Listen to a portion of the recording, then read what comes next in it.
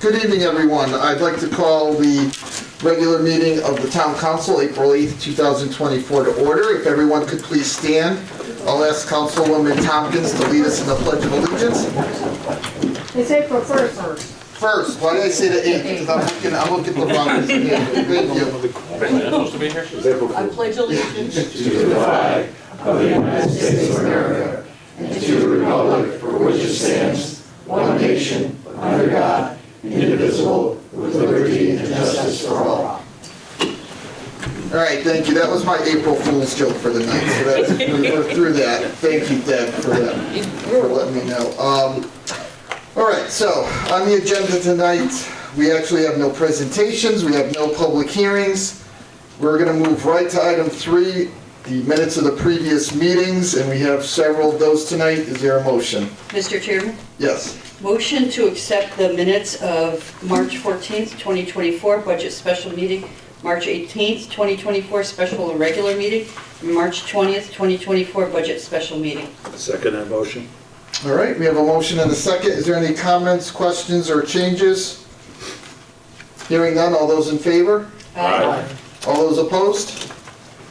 Motion carries. Announcements and reports. Are there any announcements or reports this evening? Nobody? All right. All right, so we can now move to item number 5, appointments and resignations. Mr. Chairman? Yes. Motion to accept with regret the resignation of Adam Santarelli from the Plainville Fire Department. Second that motion. Motion and a second. Any comments or questions? All those in favor? Aye. All those opposed? Motion carries. One item or what I'd like to consider, and I think Councilman Gettman, we do have 3 reappointments to the Capital Projects Building Committee. Do you mind making those tonight? Absolutely. I'd like to make a motion to reappoint 3 regular members due for new terms. Thomas Arcari, 4 Autumn Lane. Thomas Lozaw, 22 Beechwood Road. Gilles Nadeau, 23 Church Street, for a term of 8/1/23 to 8/1/29. Second. All right, a motion and a second.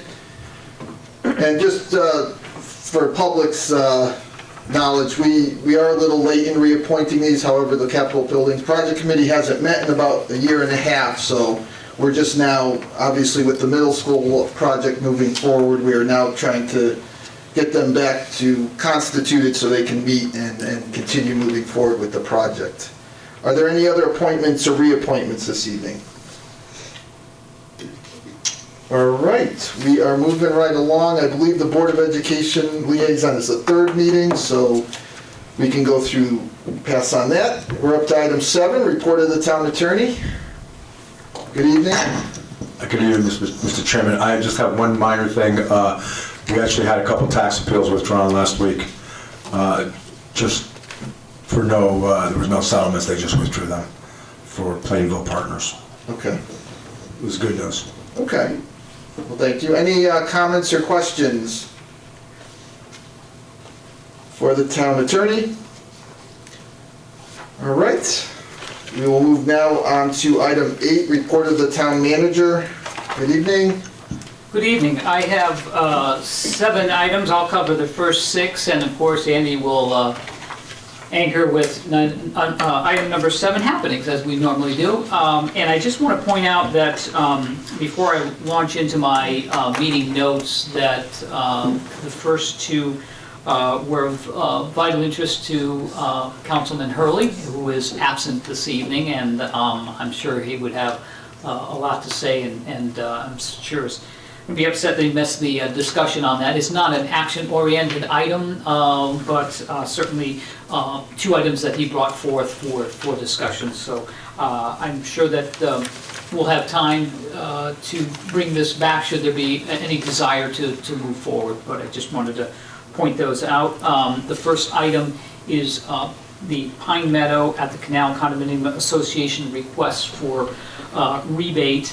And in addition to my minutes, my notes that I'll go through here, I just wanted to say that I had the assistance of the town attorney who sat in the meeting on March 2nd to help hear the conversation as well. But essentially, Pine Meadow Condominium Association is located at 15 West Pine Way, requesting a tax rebate from the town based on their claim that they provide a public benefit to the community.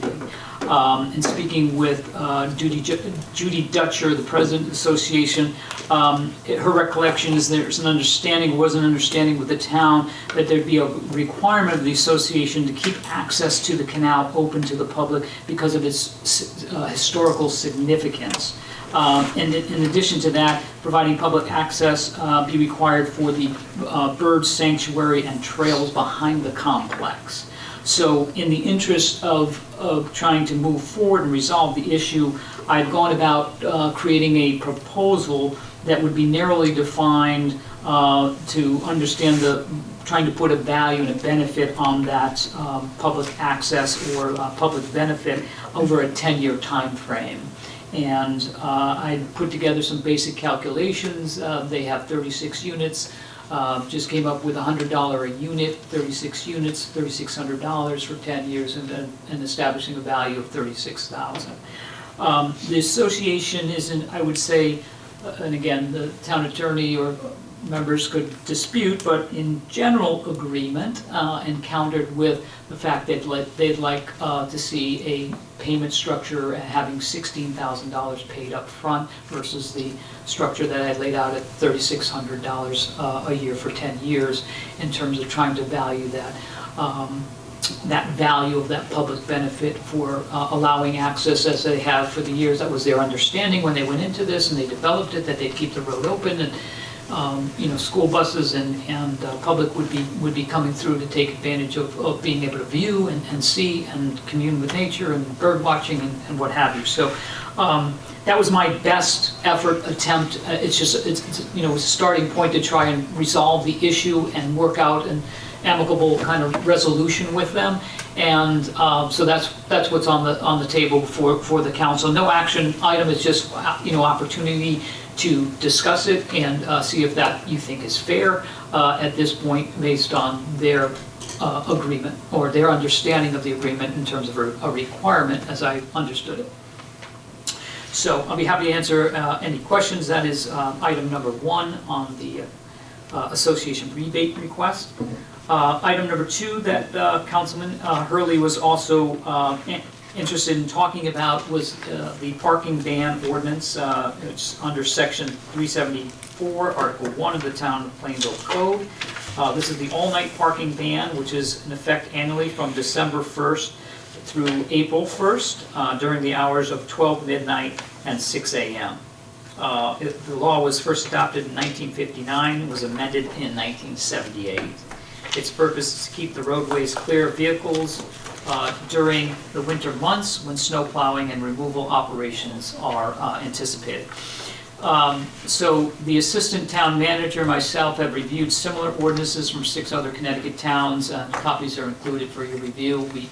We've seen these and we've just kind of brought them back to refresh your memory in terms of previously discussing this matter and whether or not we need to modify the ordinance or maybe enhance the ordinance with some other remedies that we could do.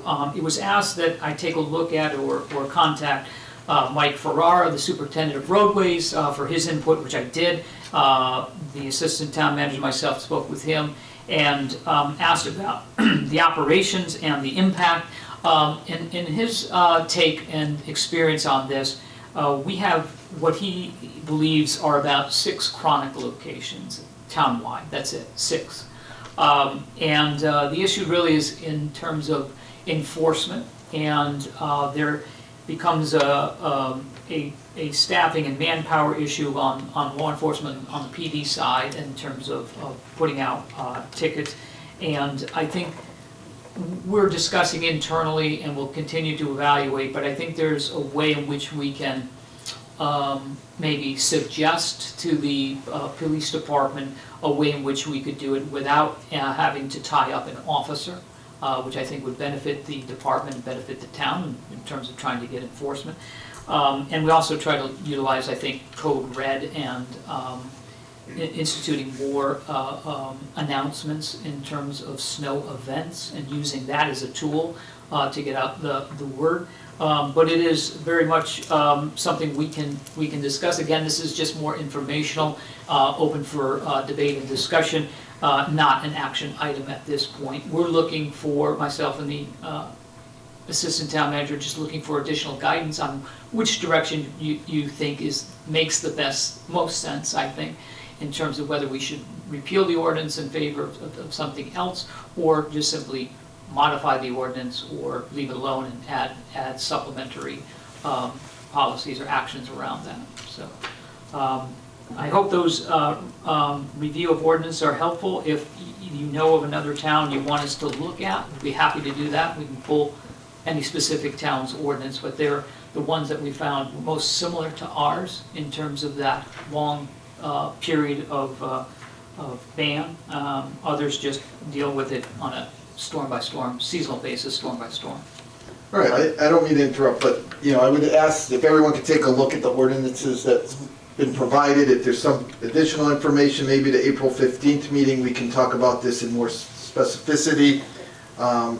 It is April 1st, so we're kind of coming out of the parking ban season, so we do have a little bit of time to make some decisions. We're not necessarily in a rush, but, I would imagine, Dan will probably be here at the next meeting we can continue to talk about it and give some specific feedback to the administration and move forward with that. Is everyone comfortable with that? Mm-hmm. Absolutely. And just a real quick question on the Pine Meadow. The request is $16,000 and then $3,600 a year after that? Or Well, we could pretty much structure it, yeah. And they were just looking for 16 up front and then the balance to be paid out the other 9 years. Okay, is that what you were looking for? I don't mean to not look through you, but. We don't have a say right now. Okay. Judy is the president, Okay. so she'd have to be the one. But and I'm just trying to get some more specifics so at the next meeting we'll take this up and talk Go further. ahead. Yes, Okay. I hate to make you come and stand. I know this is a little bit out of the ordinary, but Excuse me. You want your cane? No.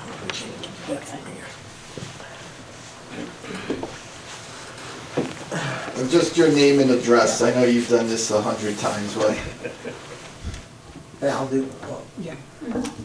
Val May 15, West Pine Way, Unit 26.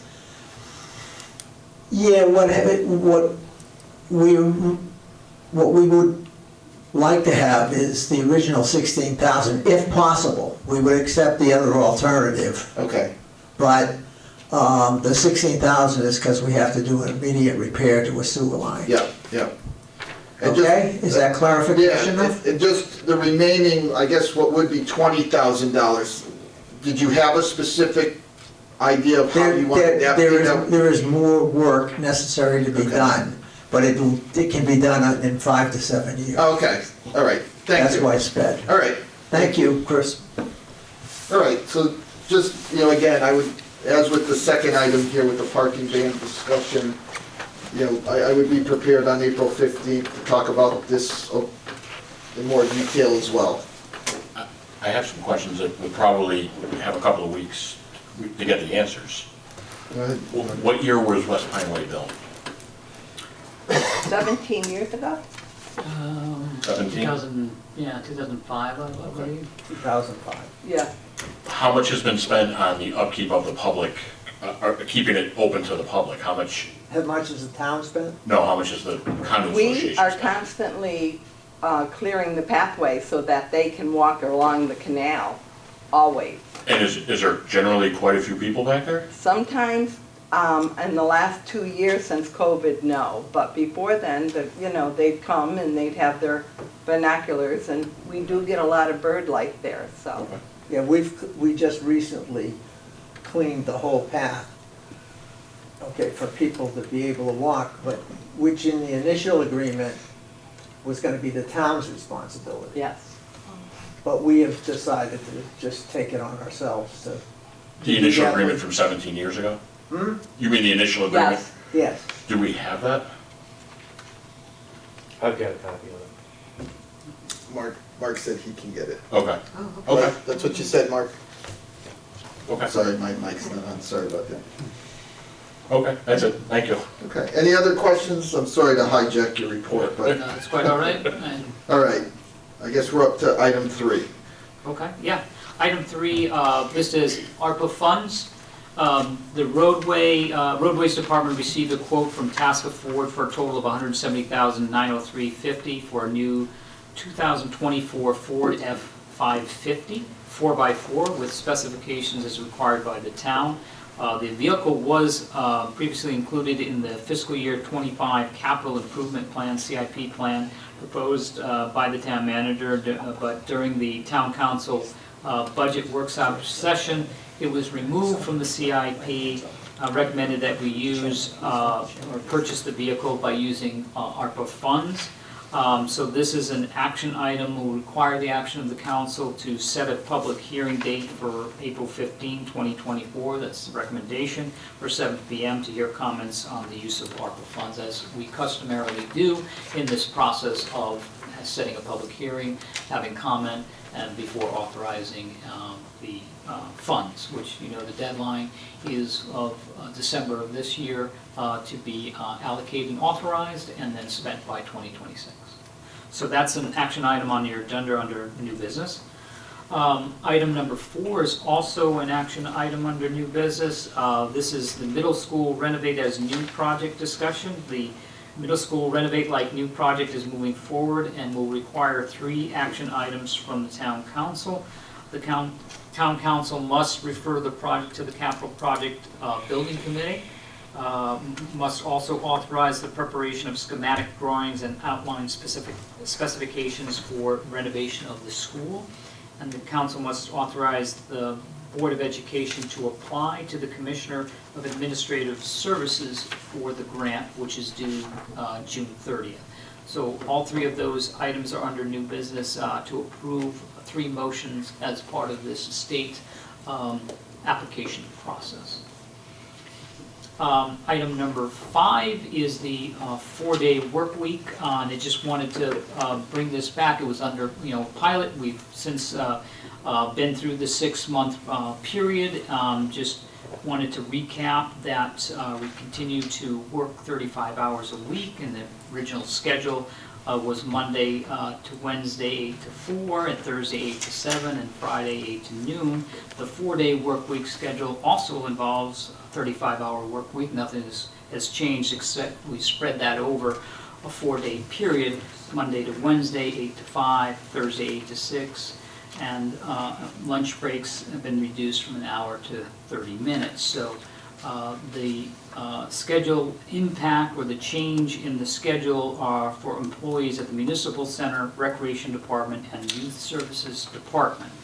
The following departments and services are examples of town functions that are not impacted by the pilot program, such as the Senior Center, Library, Public Safety, Public Works, Trash and Recycling Collection, Transfer Station, Parks, Summer Camp, burner pool, splash pad, and recreational programs are not impacted.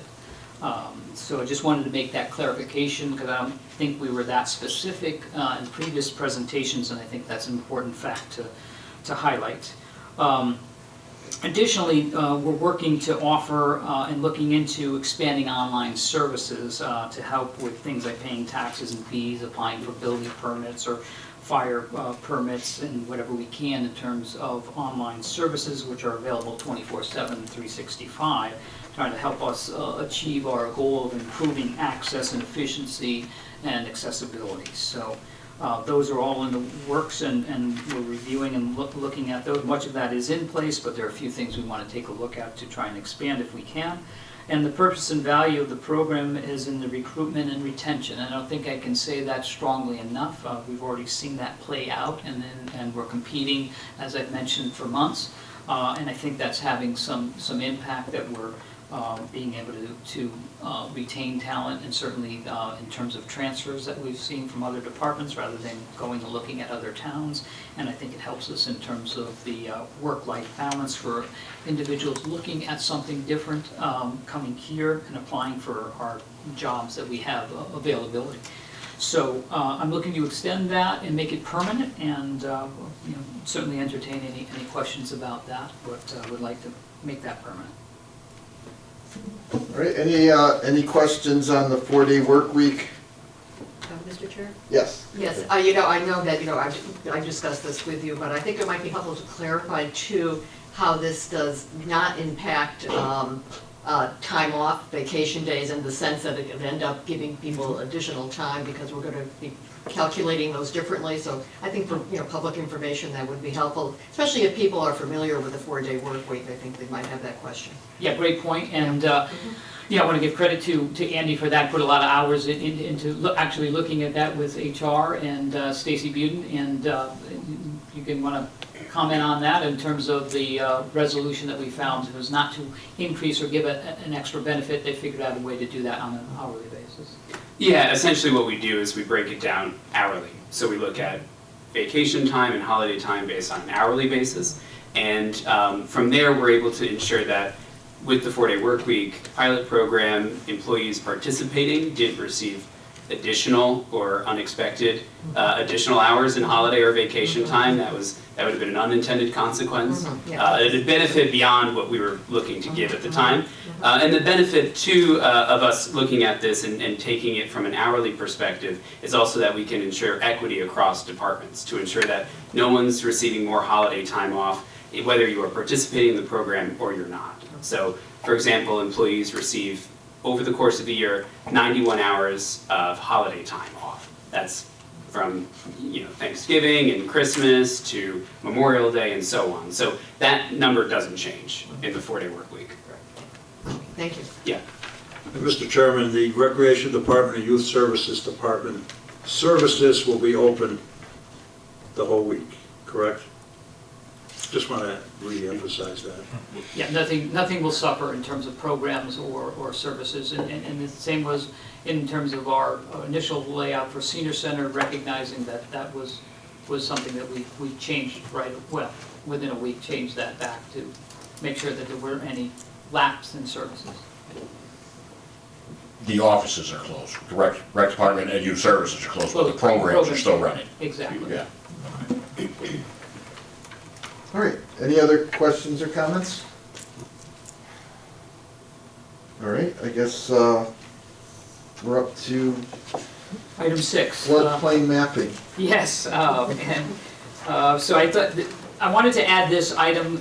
It's important and timely. The Federal Emergency Management Agency, FEMA, has provided the town of Plainville with copies of the draft map revisions presented by FEMA. These revisions are revisions to the insurance map that represents a shift in where floodwaters may accumulate and inundate land and structures in case of severe storm events. And while much of the town is unaffected, there are many properties as well as some structures that are adversely impacted. Conversely, some properties and structures have shifted out of the high-risk flood areas. And FEMA has an appeal process that will end May 28th, 2024.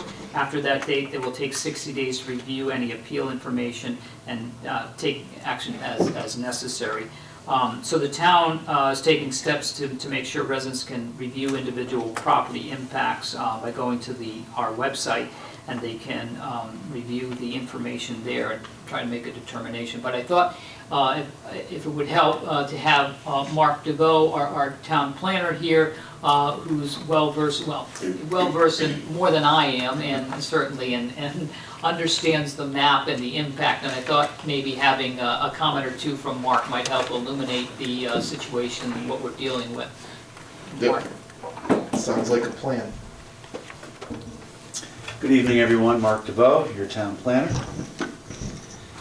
What we did was to, first of all, revise our town mapping. I think in the packet that Mike sent to you, there's an example of a specific property. so that you can go to our GIS website, and the announcement that we've made pretty much details how to get there, and toggle back and forth from the existing floodplain mapping to the proposed floodplain mapping. And in the instance I provided, there is a significant change. If you're looking at the report, you can see that the red area creeps in significantly on this particular property. And the red area is the floodway in which no development can occur. So there are varying or different types of flood designations.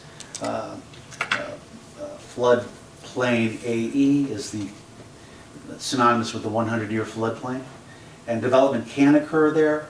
However, there are certain engineering aspects of the plan that John Bossy would have to review before a floodplain permit could be granted. In floodway, there is no development, and so we're just really trying to make sure that we get the word out so that folks, residents and businesses who are concerned about this can take a peek at the mapping and make a determination. And if they can't, they can contact our office and we'll make it for them.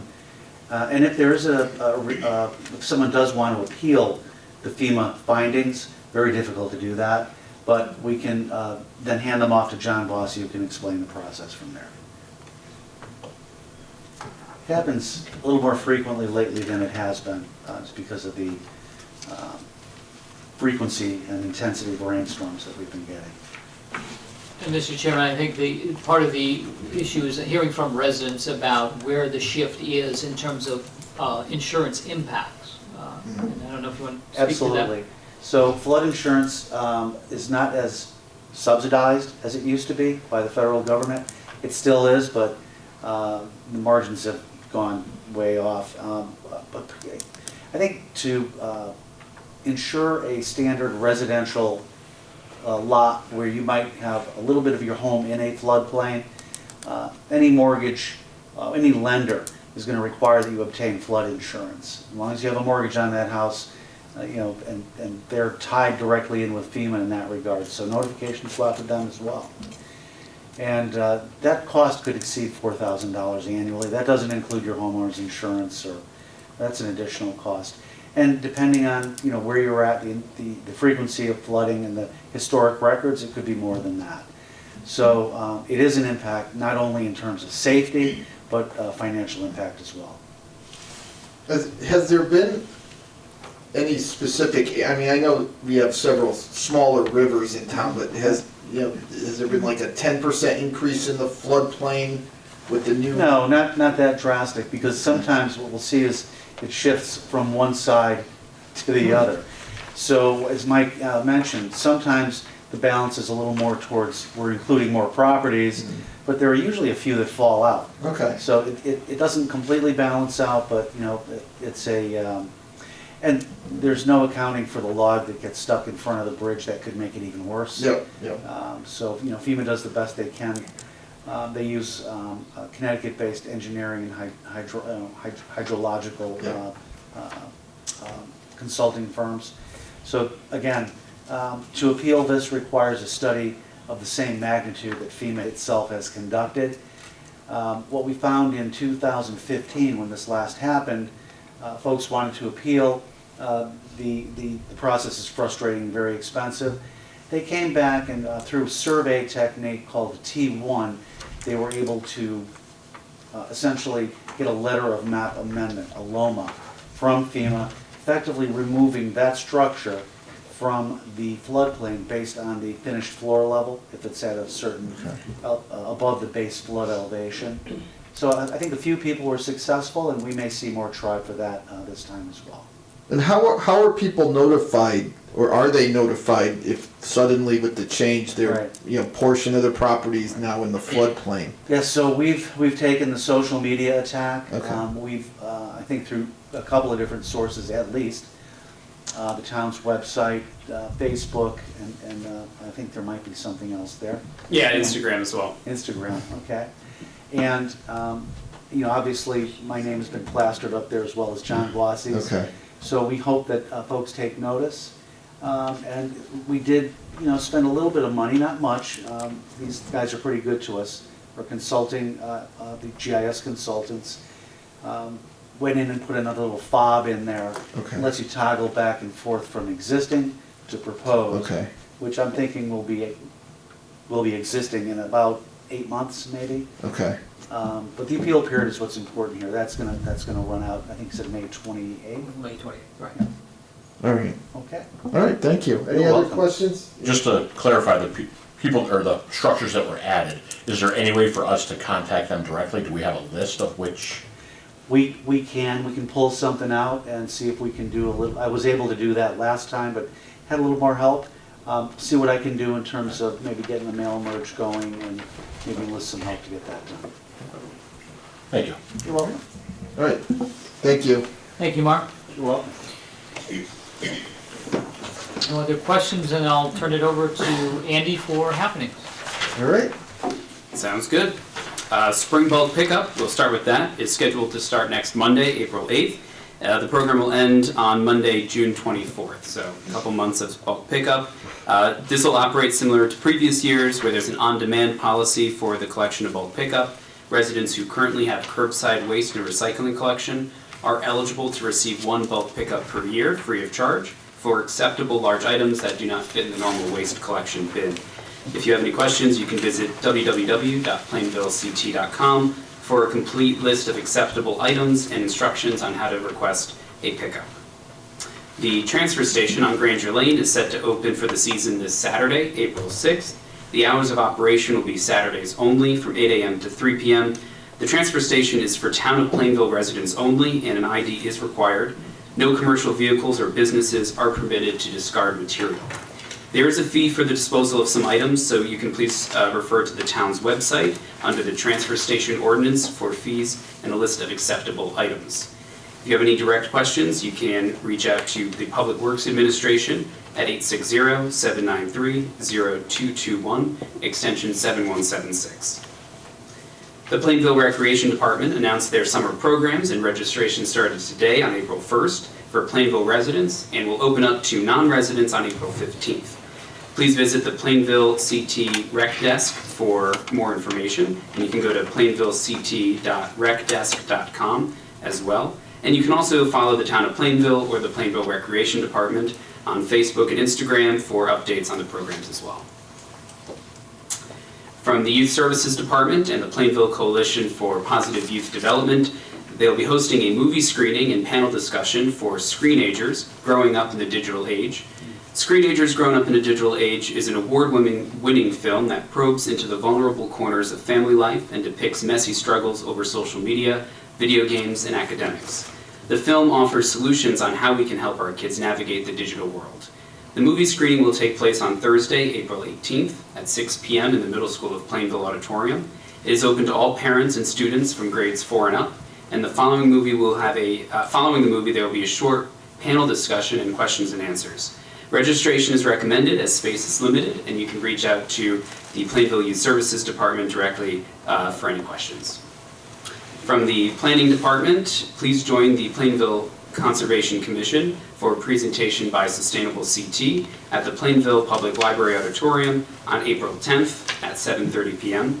Admission is free to the public, and all local land use commission and town council members are encouraged to attend.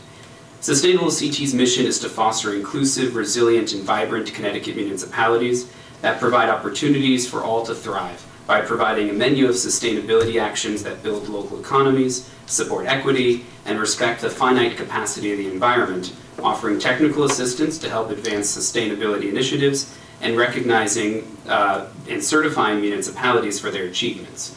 There are currently 133 municipalities participating in the program, with 58 towns and cities certified. A flyer I left out for each council member for some additional information. We've also posted some information on social media as well, for those who have any questions. From the Plainville Public Library, and for information on the library programs, including registration, you can call the library at 860-793-1446 or visit www.plainvillect.com/library.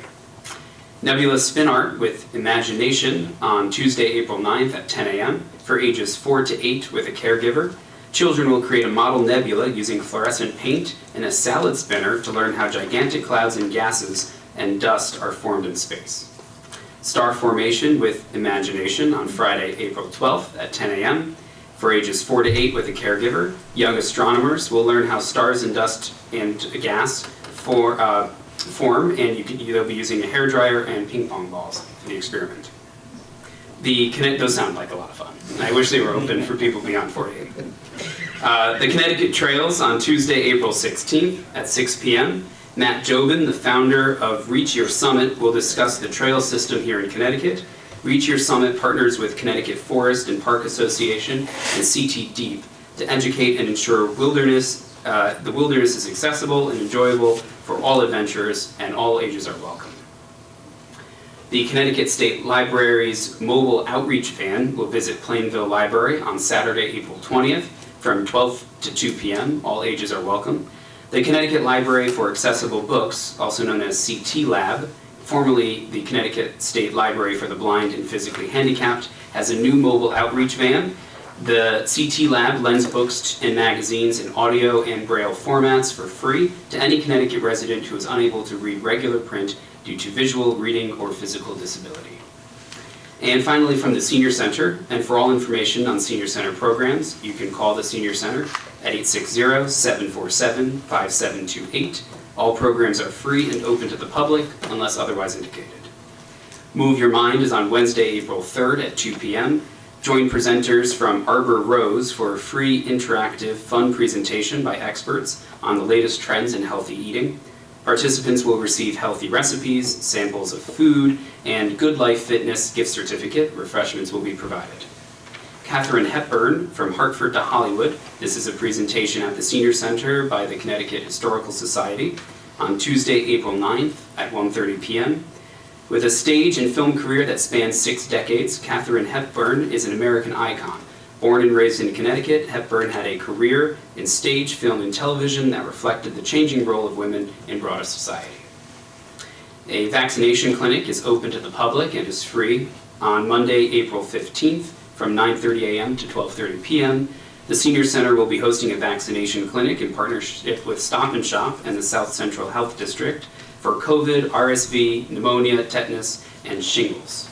Appointments are required and you must bring your insurance card. Help for Veterans on Tuesday, April 16th at 10 a.m. This is by appointment only.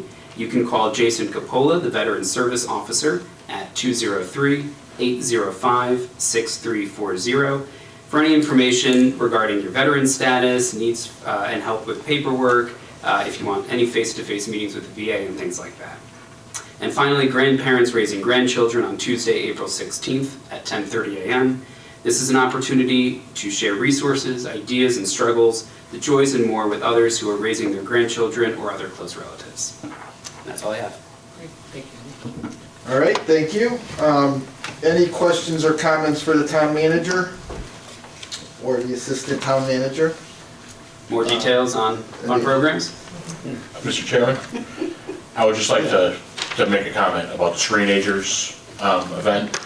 I watched the trailer for it the other day. This is anybody you know that has children, they should go. They're likening cell phone to like an addiction, a new drug for kids. It's becoming a real problem with mental health, and there's quite a few solutions in this movie, or some ideas.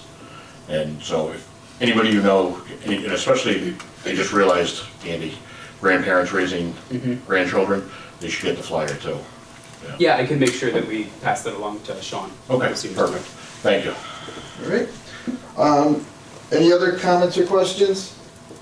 A quick comment. All of you should have in front of you a copy of the Capital Project Building Committee, the amended ordinance. What I want to do is a couple of things, and I had a chance to just talk real quickly with the town manager before the meeting, so I haven't shared this with everyone, but I wanted to talk a little bit about the middle school. We do have some motions tonight that we're supposed to make, but I was going to ask, one, if we could table under new business, the middle school renovate as new project motions, but also talk a little bit about The Capital Project Building Committee currently constitutes 9 members. 8, there's one opening. We have 8 members who have expressed interest to continue serving on the building committee. We actually have 3 people who have expressed interest in being put on the committee, which, you know, having only 1 vacancy, obviously we have 3 people for 1 vacancy. However, if you look at item 10 under the amended piece of paper you have in front of you, back in 2005, we are allowed as a council to appoint 2 additional appointees specifically for a project. And I know at least 2 of the 3 that have asked to be put on the committee specifically said they wanted to be put on just for the middle school project. But I also know we have a 3rd person who's currently serving on a board or commission in town. And the question, and why I'm asking for us to kind of hold off on the motions tonight and just table it till the next meeting, is to ask the question. I know we can't have someone serving on 2 commissions, and you're going to probably have to do a little research, but the fact that if we do appoint 2 additional members that are considered, I would think they're considered temporary just because it's for a specific project, would that allow someone who's serving on a board or commission, you know, say Park and Rec in this situation, you know, would it allow them to serve on this building committee if it was just for a specific project? I guess that's my, and to give time for the research, you know, I'd like to just know that question. But you know, what I'm thinking is, since we do have 3 people interested, I would like to appoint the 2 additional appointees at the next meeting, fill the vacancy that we have, and then make the motions that we have tonight. And I know, again, I apologize for not bringing this up earlier, and just to double check, to make sure from the board's perspective that if we delay it until the 15th, that there's not going to be any issue with that. We do have a meeting next Monday, which I think if it was time sensitive, we could always call for a special meeting before our public hearing next Monday and take care of things if time is an issue. But you know, if everyone wants to let that settle in, I know I kind of went a little sideways with some of that, but yes, that's my Mr. thoughts. Chairman, yeah, I'm not aware of any time constraint that if you decide as a body to push this off and kind of wrap it together. I don't, at this point, unless Andy has some additional information I don't, that I don't see that there's a timing issue. That Okay. It could work for either the 8th or the 15th, whenever. All right. Whenever. I mean, and what I would ask, if you could just look into that, you know, if it's considered a temporary, could we appoint someone who's already on a board or commission? And then just ask for on item number 2 under new business, if the council is willing to just table that until the next meeting. Any questions or comments? All right. Thank you. Okay. Any other questions for the town manager or assistant town manager? Then at this point, we can move to public comments. At this point in the meeting, anyone who wishes to do so may step to the podium. You can start moving, John, if you want, while I talk, that's okay. Just please give your name and address, make sure the microphone's on. We'll give you 3 minutes to make your comments. The first, just before we start the timer, the first ring means you have 30 seconds left. The second ring means you've run out of time. Can I use Marilyn's 3 minutes too? You know, can we talk about that the next meeting? Sure. Let me think about that one. Anyway, happy April Fool's Day. I had one for you guys, but I figured if I said it, and then after you found out it was a joke, you'd be in a deep depression, so I'm gonna let it go. Anyway, you know, something that nobody's been mentioned, it's too late now tonight to get it out to the people, but we have primary votes tomorrow. And you know, I don't see nothing in the newspapers or anything. You know, we'll probably get 50 people turn out for something that, even though our candidates are picked for Democrats and Republicans, it's still good to get out there. The other thing I have a few other comments. That Element 119 company, I was here when they made their presentation last meeting, and I have no connection to that company, and I don't know any of the men. What all the years that I've heard presentations, this had to be one of the best, most professional presentations that I ever heard. We wanted to comment, Marilyn wanted to comment on that night, but we didn't get a chance. These guys are great, and I hope everything goes good for them, for the company to come in, because we can really use that building to be fulfilled, and with the investment these guys are making, I hope everything works good for them in the town of Plainville. One other thing I have, you know, I always talk about transparency. There's been a lot of talk about a new roadways garage. And I have nothing against the roadways guys. I met the director at one of the meetings, he did something for me, and they're really great guys. But one of the things, there was some talk about building a building at Norton Park property. And by the 1928 warranty deed from Charles and Elizabeth Norton, I think that would be illegal, because the building has nothing to do with that land. And looking at the Aviation Commission's meeting minutes, there's a proposal that that big 7-acre lot that Tommaso was allowed to take all the gravel and sand from, that would be an ideal place. So if this council is looking at that, I think that would be the way to go. I believe they have to do work at the airport anyway. They'd be right there. They have access to North Washington Street, to Cook Street the other way, without, to have traffic lights to get out from where they are now. So that's just one thing. I'd like the town to, you know, publicize some of this, of what's going on with some of these things. That's a major thing in town. So that's about all I have for tonight. Well, I'll just, and I'll give you another 10 seconds if you need it at the end, but yes, you know, there's been discussions about a public works, public grounds facility. You know, we're not quite as far as you are right now, you know, but we are gonna be looking at locations. I'm not sure if there's even a time frame.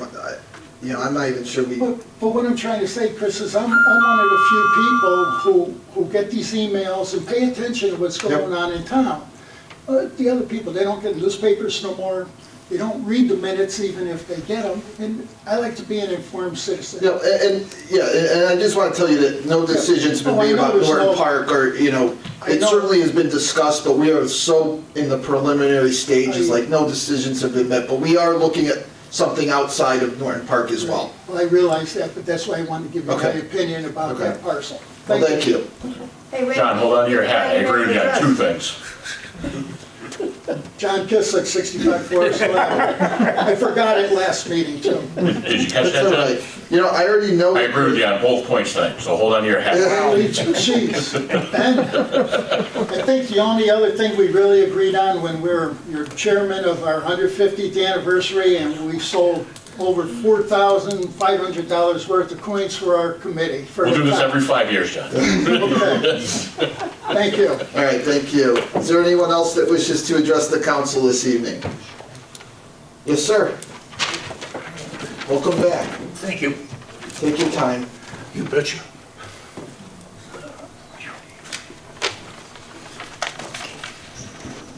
Lou Franco's 10 Fairbanks Street.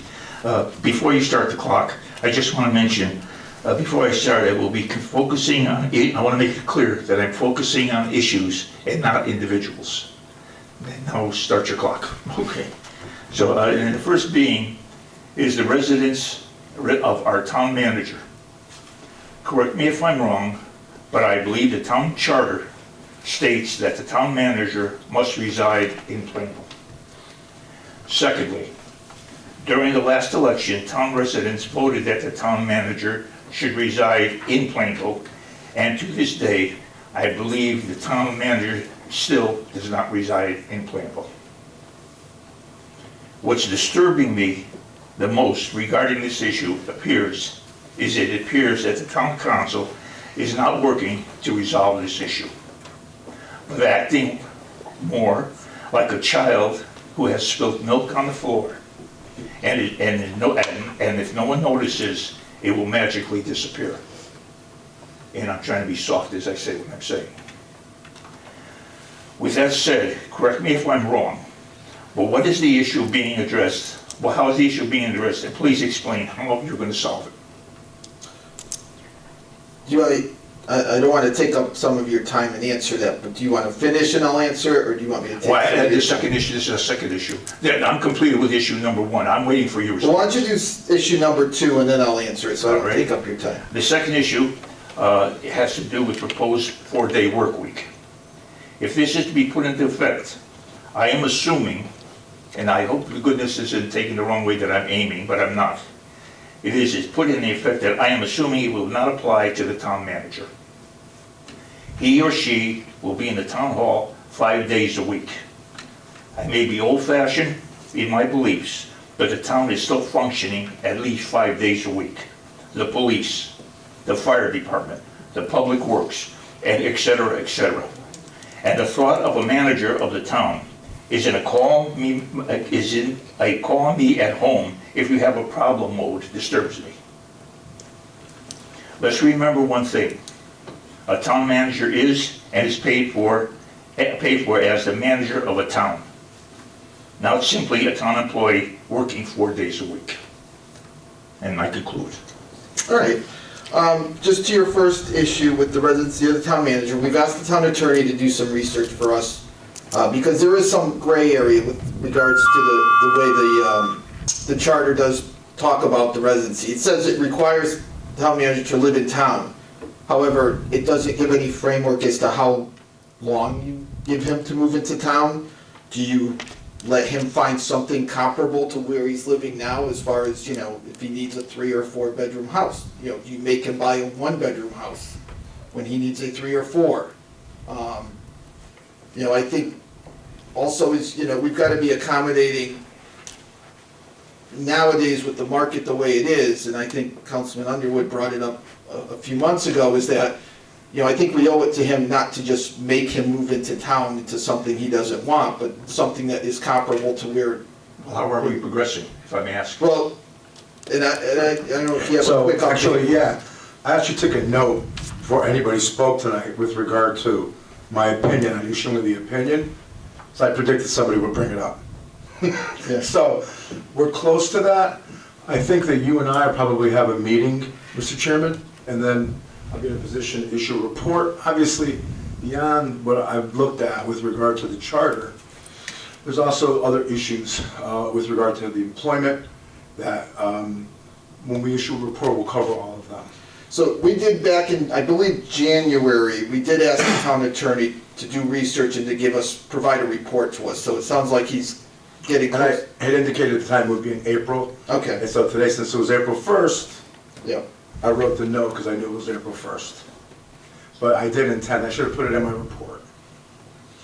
But we will issue it before the end of the month. Okay. You have a follow-up? In my small follow-up on this. Yeah. The little I know about contracts, and I believe the town manager's job is a contracted job. It's not his election, he's contracted. And I'm assuming part of a contract arrangement is how much financing, how much this, and also the issue of living in the particular issue in this area, in this case Plainville, had to be an issue. It has to be, because that's part of the hiring process. And the minute I sign the line on that contract, I accept the salary that I'm getting, and also the restrictions, if you want to call it that, to be living in a certain area. And it seems a pretty long, in fact, I say this with respect. I have a funny feeling, this is just a gut feeling, and I again, with respect, that if I didn't bring up the issue, this would never be solved. And that's how, Well, I now maybe disagree. I'm I totally wrong, but disagree it sure because- does sound this way, that everybody's vacillating back and forth, and I'm saying, wait, what's so difficult about this? If it's that hard, if this is this much out of control, the response should be immediate. It's not that, well, I think the property, and I think the cost is this and this. And now we're talking 4 day, well, that's part 2 of my, yeah. Now we're talking to add fuel to the fire now we're talking 4 day work week. And I don't know in this case, am I assuming correctly that the manager is part of the 4 day? Well, and I'll touch upon the 4-day work week. Town manager works 7 days a week for the town of Plainville. Whether he's physically in the building, I mean, there are weeks he's not physically in the building every day. I mean, I don't know if that's what you meant by being here, like, do you want him physically in the building on Fridays? I'm not sure that's where you were going Oh, with the comment. is that what I'm saying? I don't know. And that's Yes, why- I am saying that. So you, Yes, I am saying. all right. and, Because you know, the and for reason I'm me- saying that is because that is the leader, that is the manager of the town. No, and we'll I agree think to the manager of disagree, the town because call- I don't necessarily think And he I hope, can't leave. I hope I'm not showing disrespect to this town manager. Well, no, it's a very fair point, but from my perspective, and I'm talking my own personal thoughts, you know, he's an effective town manager whether he's in the building or not in the building, and he is on call 24/7. So for me, you know, and I understand if you know, if you need him here on Fridays and that to you, you know, expresses leadership, and that's fine, I understand, I don't disagree with your opinion, I don't agree with it, but I understand, you know, So, I don't. so in essence, the town council will say, that's fine, only 4 days unless you're busy on, here, we have some business on Fridays. Is that what the council Well, is saying? if he needs Or to be- are you just saying that? Well, I'm just saying it. I mean, I'll let any other council member talk if they want, but from my perspective, when he needs to be here, regardless if it's, you know, 8 to 5, I mean, he's certainly here a lot more than, I mean, he's I'm probably gonna put in 13 hours today, because you know, I'm sure. You know, so for me, whether he's here or whether he's not here, you know, that's not my primary goal, is I just wanna make sure that he is providing the services that we need as a town. So in other words, you're avoiding the 5-day. That's what you're I saying. mean, you could say that, I disagree with the way you're putting it, but I mean, I'll also I'm not he's either avoiding gonna be anything. here or I he mean, isn't. matter of fact is, you know, towns are facing a problem hiring and retaining staff. Every town has openings, every town is struggling. You know, we've had a significant amount of retires over the last couple of years. We've lost, I think, 200 plus years of experience over the last 3 or 4 years in town, and we're actually having trouble staffing, hiring people to replace the very experienced people that we've lost. So the town is looking for ways to kind of stand out, or if that's maybe the one extra little benefit people need, as far as, you know, a 4-day work week as opposed to a 5. If it helps us retain or hire quality people, and that's where I think this 4-day partly is coming from. But from a, you know, as, you know, the chief operating officer of the town, you know, whether, if he needs to be in the office on Friday, he's here. If he doesn't, he's not. But it doesn't mean that nothing is getting done or things are getting pushed off. I mean, you know, and certainly, I'm sorry, if, you know, if you want to have a conversation, I'll be happy to meet with you and talk about it more. But, you know, as far as, you know, kind of, you know, connecting your first point and your second point, yes, I understand the charter says that the town manager shall reside in the town of Plainville. What we don't have are any specifics of what's the vehicle as far as, you know, can we make him buy something he doesn't want? I don't think we can do that. May I just want to add one thing? Yeah. All right. What I find very, very perplexing about this, all right, and that's me, and I'm a slow learner. If I sit down on a contract, this is already negotiated. And what I'm hearing now is, this wasn't, if it was negotiated, and I'm going to be candid with you. Yep. I just found it, when we had elections, I just found it was very unusual that one voting block should be working or not working at the 4th day. And I said, why would that be in an election ballot? You understand what I'm talking about? No, can you say that again? I forget how it was phrased. Well, the 4-day work week wasn't on the ballot. Wasn't that, what was the question on the, Well, there was 4. There was a residency, the question that was in November was about changing the charter so that the town manager didn't need to live in town. That was the question. That was a yes or no question that came from it was necessary if he had to live in town. We didn't say anything about changing charter. No, it did, but. Oh, I'm sorry. But yes, in order to make that change, it needs to be a charter change, and that's why the question was on the November ballot. The question asked, should the town of Plainville get rid of the residency requirement for the town manager? That's the question, and it was a yes or no question. Well, is there going to be any resolve to this at all, or is this just infinity? I would like it resolved. No, that isn't the question. Is it going to be resolved? Yes. If yes or no are my only options, I'm going to say yes. I'm sorry, I'm taking up everybody's time here, but No, what exactly is the timetable here? How long has it been? In fact, if there is a problem, it would be fair to the town manager to say to him that we have a problem here. Well, and that's why we've asked our town attorney to do some research and give us a report. So thank you for your I time. mean, we just, we had a election in November. At the end of the year, we asked the town attorney to look at this and give us some recommendations and a report about it. Yes, we could have acted 3 weeks, 4 weeks earlier, but, we had a couple other things going on, but, it is on our radar, and we acknowledge that the charter says the town manager shall live in town, but there is a lot of gray area, as far as I'm concerned, as far as how do you make that happen? And what's, being responsible to both parties. I guess, I don't want to take up anybody else's time here. All I'm asking is the way you're presenting it, maybe because I'm a little slow in the uptake, all right? A lot of difficulty putting this together. We've been doing this for years. Why, and when we sit, again, I'm going to be redundant here. We've but had if I previous sit down town for- if I managers sit that have down and taken sign a years. contract, I'm going to know what's going on in that contract, and I'm going to understand what the bottom line here. And what scares the heck out of me, I'll drop it at that.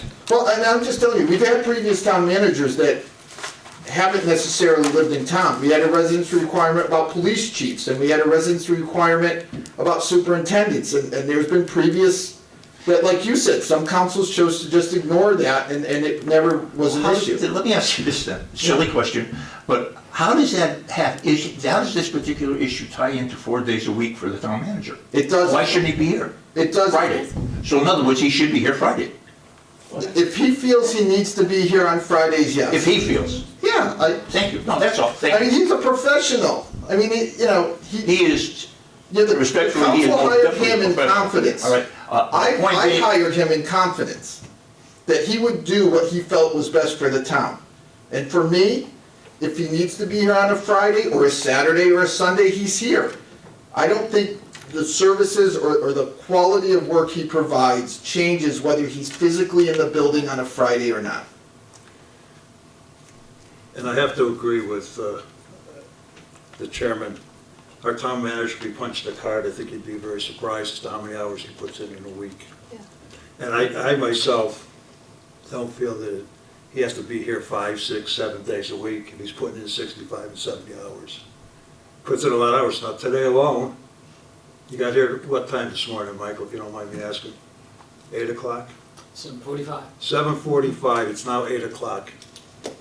12-hour day. I don't know, it's a lot of hours. It's No, not- and I'm not trying to I don't want you to go away thinking we're ignoring you or not acknowledging what you're saying. We are.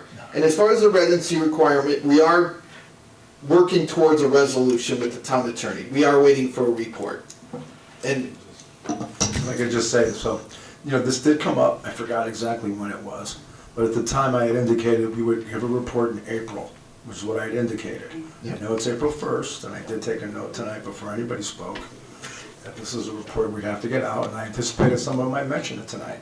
So it was not ignored, it was on my timetable, and it may seem like it should be a clear-cut issue. My legal opinion is it's not a clear-cut issue, which is why we decided to take the amount of time that we decided to take to issue an opinion, and we will issue it. And we had given the advice earlier, which I'll reiterate, that we would advise that we have no more public comment with regard to this issue until after we've issued our report, because all the public comments, until we issue our report, I would just assume that we not take an official position with all due respect to everyone. So that would be my advice. point taken. Thank you. I'll shut up now. And no, I'm not trying to say that, Mr. Chairman, but we did say that before, and I understand the need to Well, respond to everything I the said was public. my personal I opinion. It understand the does need to not respond to the represent public. the opinion of the town or the council. May I leave? Yeah, thank you, Mr. Chairman, I appreciate that. Hey, Mr. Chairman, closing comment. I just want to make sure our town manager realizes I'm questioning an issue, not the individual. I would just like to comment to Mr. Frangos. If you think he should be here on Friday, do you feel he should be here Saturday, Sunday also? What's your point? What's my point? Exactly. That he's on call on Saturday and Sunday from home. Sir, I worked for a large company. I got into a supervisory position. And when I got there awarded the supervisory position, I came into the house to my wife. And you know the first thing I said to my wife? 8 to 5 is over. That's what I said to her. 8 to 5 is over. all right? Because you realize what you're walking into. You're looking at your salaries, you know what you're walking into. And to hear the thing saying, well, gosh, I'm walking into, it's like going into the Army, and somebody says to you, you have to shoot a gun. Oh my God, I have to. It's all part of the territory. That's all I'm talking about. In this particular case, what I'm questioning is, this is a supervisory position. This is running a town. Now, in my world, my old world, when you're running an organization as large as this, it's a 5-day thing. You're always here. That's me. I'm not saying it's good for everybody. That's all I'm saying. But I don't see any end to this, and that's the other part of this story. This just goes on and rolls, and maybe, you know what it sounds like, and I'm being blunt now. If nobody asks, it'll go away. And the other, and I do realize the town manager and all, including the town council, has their hands full doing the job you do. So I respect that also. All right, well, thank you for your comments. You betcha. Mr. Chair? Yes. Now, I don't want to provide a commentary, but just a piece of factual information that I think is over the public, but just to make sure people are aware of it, that when we hired Michael Paulus, we did give an extension on the residency requirement, and I believe it was 2 years, Michael. So obviously that would be over in August. We hope that I'm sure that the town attorney's report will help us deal with the issue at that time. But I just wanted to make it clear that we had granted the 2 years of extension, and that we're still in that period now. So that's it. All right. Say any more. Thank you. Is there anyone else that wishes to address the council? Anyone else? All right, seeing no one, we'll close public comment. We can move now to item 10, old business. Could I have a motion to take the tax fixing agreement with Element 119 off the table, please? So moved. Second. We have a motion and a second. All those in favor? Aye.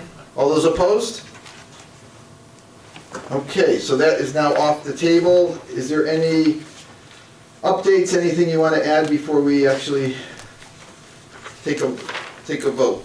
Yes, Mr. Chairman, there is a draft in the packet in terms of, I believe all the members have seen, and one of the questions we were discussing prior to the meeting, huddling with the town attorney on the timing of the brand list and abatements. So there's a piece there that we may will need to address. So potentially, I'll turn it over to the town attorney, but I think we're thinking of maybe a motion that's modified to give myself as town manager the ability to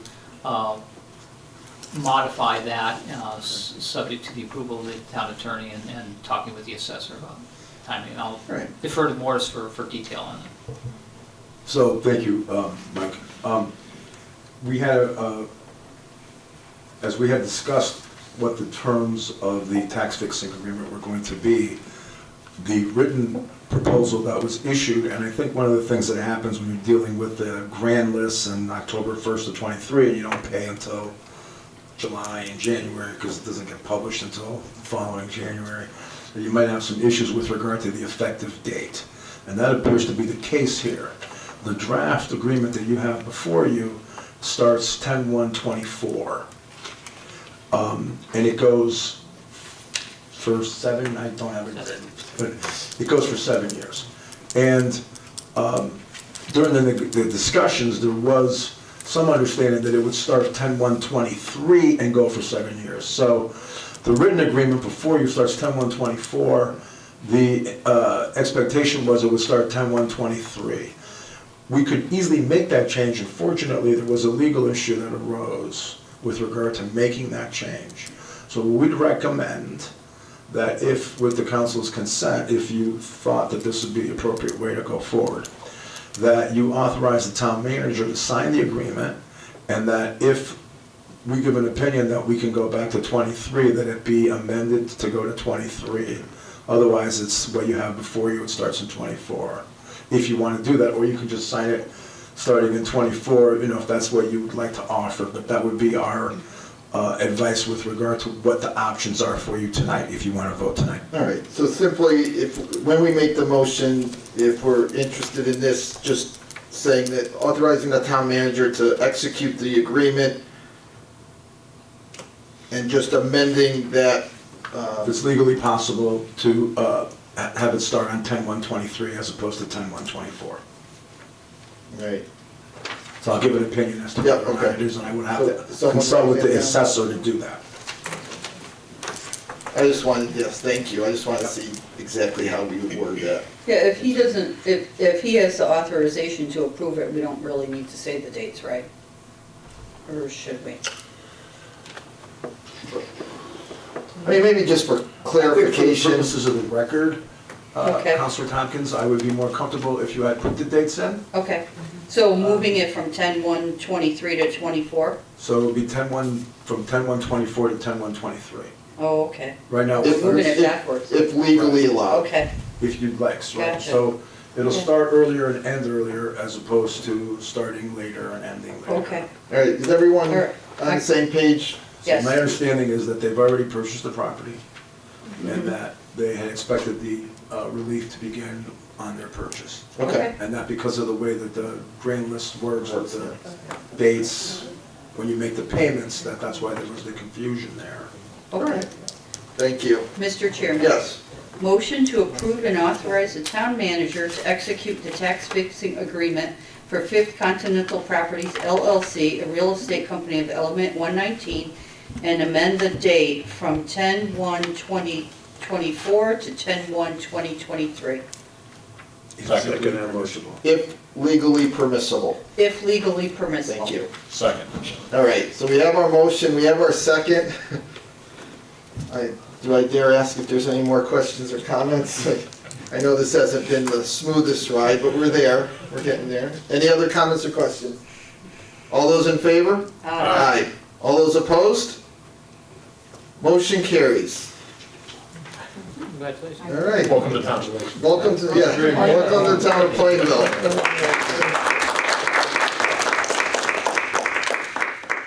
And yes, you'll probably be asked to give some, once you got the new facility up and running, invite some people to get a tour. That would be a bad idea.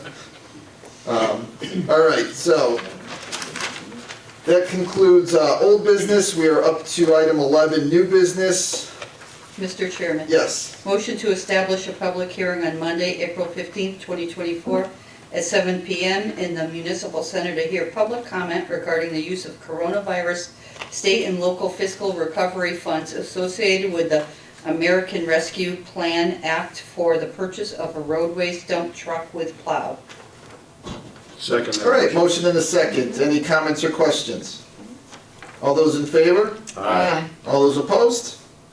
Motion carries. Now, item number 2, if someone, We're skipping that, aren't we? I mean, can we just skip it? Or Yes. should we table it? I think we can skip it. Move to table. You would move- Oh, Okay. Someone, Mr. Chairman? yes. Motion to table item number 2 under new business. Second. All those in favor? Aye. All those opposed? All right, so we will handle that at the next regular meeting. And now it's just item number 3. Mr. Chairman? Yes. Motion to approve tax refunds as listed on the addendum. Second. Motion and a second. Any questions on the tax refunds?